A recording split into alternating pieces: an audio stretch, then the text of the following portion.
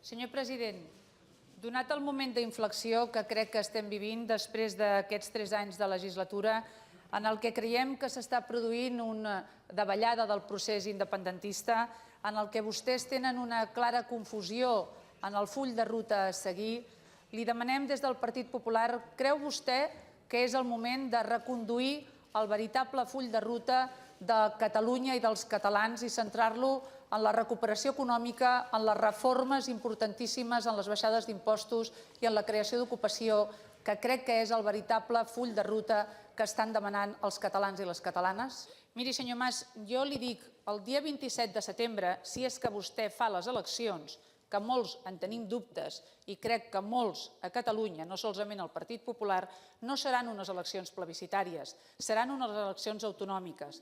Li demano que segueixi no confonent i enganyant els catalans, com va fer amb la llei de consultes, com va fer amb la convocatòria del 9-N, perquè no existeixen eleccions plebiscitàries ni referèndums. Per tant, senyor Mas, jo li proposo que treballem en positiu.